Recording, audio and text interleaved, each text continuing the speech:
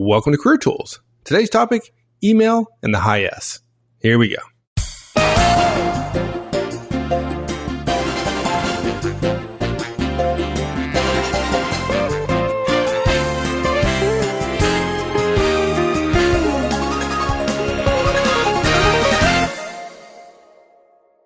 We've done some casts previously on email and other parts of the DISC profile, high D, high I, high C, and today we're going to talk about the high S. And I love talking about this stuff because we talk about it at our effective communication conferences all the time. We end the day on it, and it's a lot of energy and a lot of excitement. It's a lot of fun. Yeah, the way we set up the effective communication conference when I was doing the agenda, we had to cover email because it's about communication, right? And email is so ubiquitous. But we realized that we had to do it at the end of the day because the day is so hard. And so we had to make it interesting because after 6 or 7 hours on the group, when the group is on their feet, if you sit them down at 4:00 in the afternoon for a 45-minute discussion about email, or at 4:15 or something, at 4:30 actually, it'll kill them. They'll practically just be dead sitting in their chairs because again, they've been on their feet for so long. And so we try to make it as interesting as possible, and people comment about it that it's exciting, and we try to make it a little over the top to keep their attention because, we've been from 8 to 4:30. What is that? 8.5 hours. And then suddenly they're sitting down for the first time in 6 hours, and you're going to keep them entertained. You're going to keep them excited by droning on and on. It doesn't work that way. And look, email is everywhere all the time. You can't avoid it. And so if you're going to be an effective executive or effective manager, and you know that communication is the single most frequent thing you do, and email is an important part of communications, you've got to consider the audience that you're talking to when you do email. Okay. You've got to be willing to make small changes in your natural tendencies, which is frankly hard for most people, dude, right? I mean, when we get to email, bam, bam, we're trying to get through them all because our email inboxes are so full.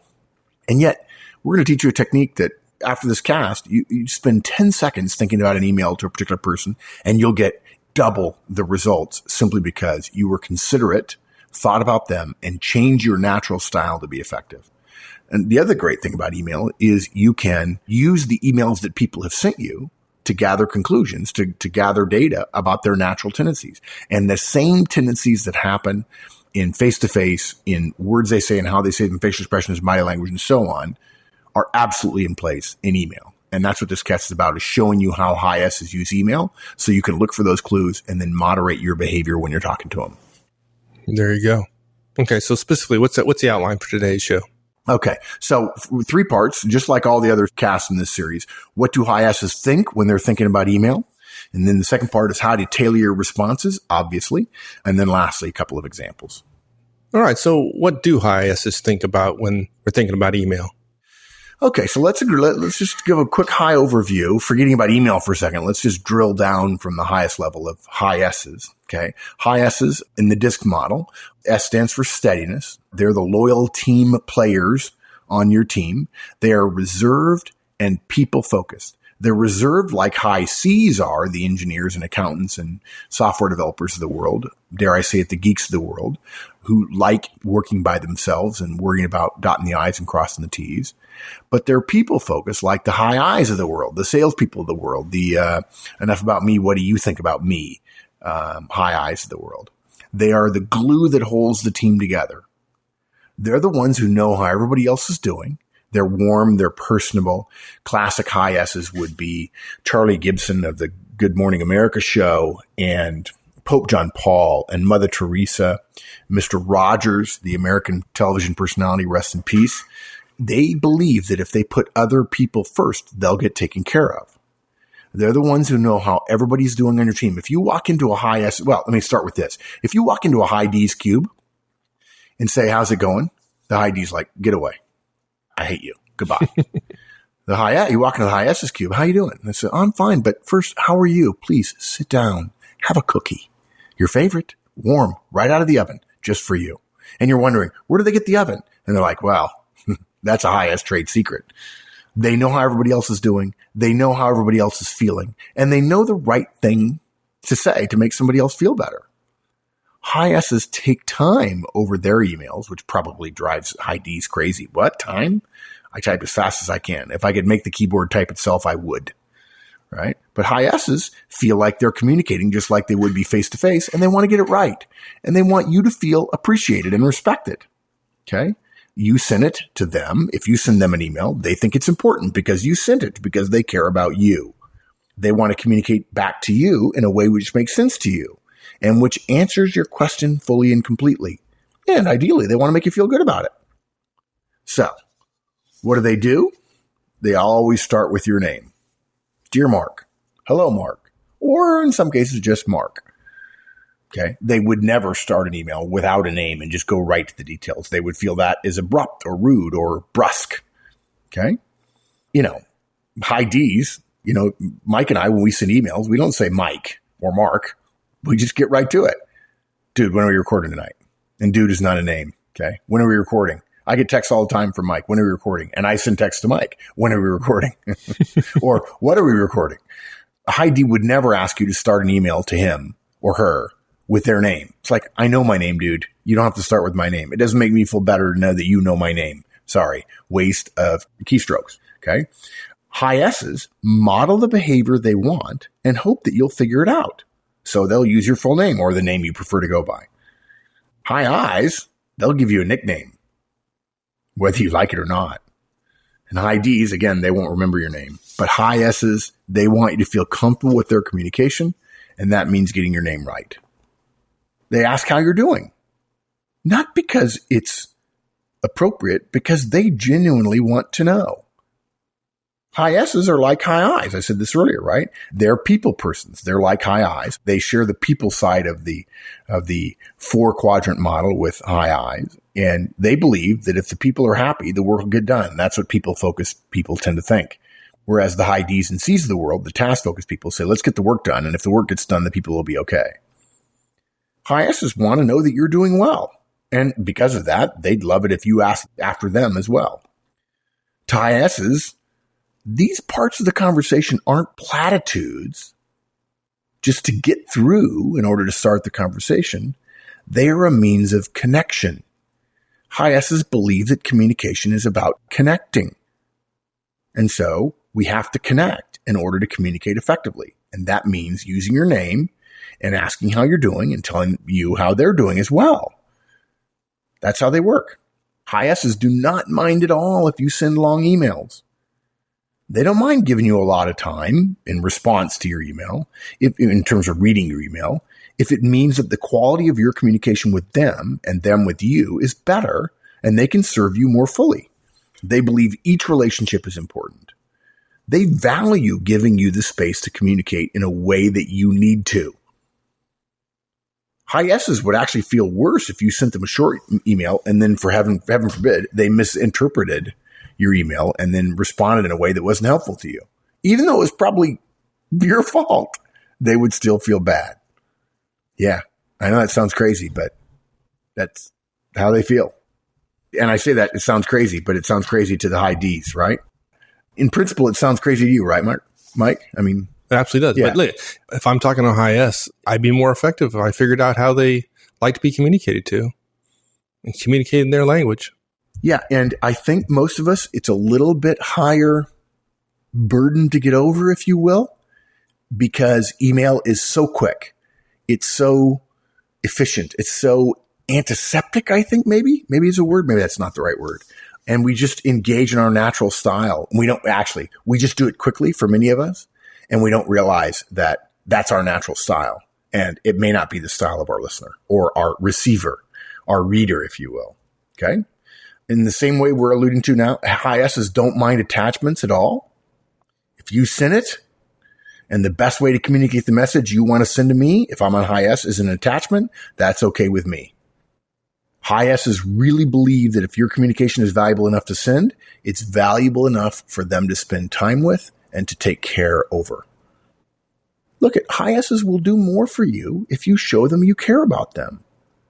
I know this sounds terrible, but if you want to be mercenary about it, taking the time to include a line asking about how they are and tell them how you are is not wasted on a high S. You'll get more out of them than the time you've invested. So an example, if Mike and I are communicating with one another about something on a weekend, hey, where are we on that new product rollout or the new Career Tools iPhone app? That's what I would send He and I are both high Ds, and I would send, where are we on the new CT app? That's what I would say. If Mike were a high S, think about that, Mike. Get in that moment for me, will you? Could you spend some time with that? Get comfortable with that? Oh, God. Would you do that for me? Yeah. I'm trying. So I'm working on it. Okay, good. I'm glad. You're a flexible dude. You could do it. And now that I'm there, I am completely offended the fact that you sent me that email. Yeah, exactly. Right. You're not worried about me. All you want to know is where we are with that stupid work. Right? That's all you want. Like, how about me? On a weekend. How about how I'm doing? How about how I'm feeling? Yeah. So if I sent, hey, Mike, how's your weekend? ? Mine's good. Hope yours is good as well. Period. Would you mind giving me a quick update on the CT app? I know you're busy. When you get to it is fine.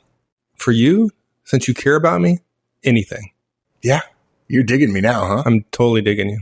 Yeah. All it takes is me thinking about Mike and changing the words I type in order to get a better response. Folks, if you're not willing to do this, you're like a company that says, we're right, and if the market doesn't agree, the market is wrong. Because when it comes to communication, the market is your listener. I don't know that many companies who would say to the market, you're wrong, you're wrong, you're wrong, you're not buying our products, and we think they're good. I think most companies would probably say, the market's always right. And communication is always what the listener does. Okay? High S's want you to finish with your name and your contact details. Email to a high S is a bit like an old-fashioned formal business letter. They miss the old days when civility was appropriate and people were kind to one another because that's what ladies and gentlemen did. And ladies and gentlemen were the people who engaged in business communications. Frankly, high S's would love to sign off their emails with things like, remaining, sir, your most humble and obedient servant. I am, sincerely, yours, Mark. Okay. That's probably beyond old-fashioned. Probably. Yeah, that's probably anachronistic. That's fully anachronistic. Yeah, folks aren't going to do that. All right, so give me an alternative. What would be a better way to do it? Yeah, warm regards. Warm regards, Mark. Okay. And not just regards, by the way, but warm regards. Actually, no, regards is fine. But warm regards is a nice little touch. It's like cherry on top there. Cool. Okay, so you've given us some ideas in terms of how high S thinks about email and some of the things we could do differently. So give me some more. How do we tailor our responses to high S's? Well, the answer is simple. Do as they do. When in Rome, do as the Romans do. Now, look, folks, we get a lot of pushback on this. We're not asking you to mirror them.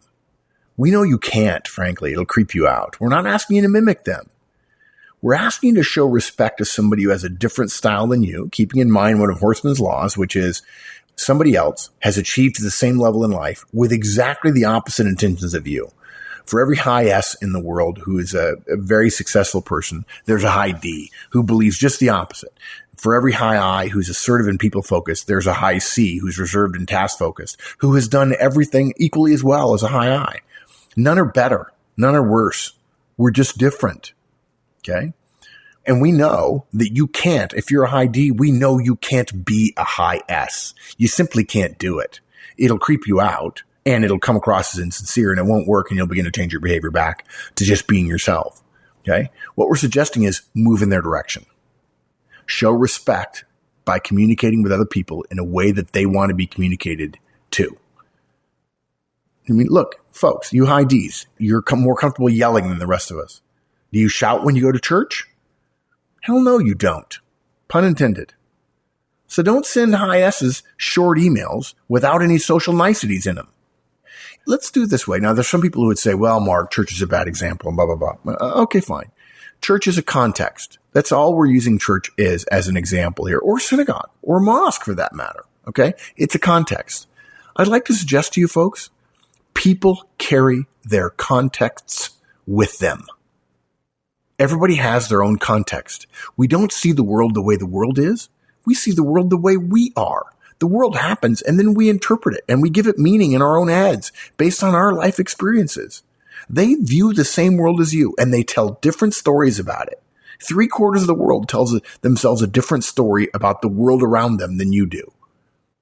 So we're suggesting recognize that all communication has to be respectful of context, and every person who you're communicating to whom you're communicating, carries their own context with them. That's what we're suggesting. what are the contexts that high S's use? First of all, they want you to use their name. Now, high I's want you to use their name because it makes their ego feel good. They shine, right? Ooh, look, it's about me. High S's want you to use their name because it shows that you respect the relationship. And respecting relationships is the grease that keeps us from tearing each other apart and will help us in times of crisis. High S's invest time in caring into the relationship with you, and they want you to do the same thing in return. High S's want to spend some time reconnecting with you, just like high I's do. It isn't polite to a high S's mind for you to dive straight into, can you do this for me? They want you to spend time on the social niceties. Now, that said, every once in a while, if you're a high D boss talking to a high S direct, you can say, will you do this for me? Or just do this for me. We're not suggesting that every single email you send has to be a perfect S example, because you can't do it. It won't work.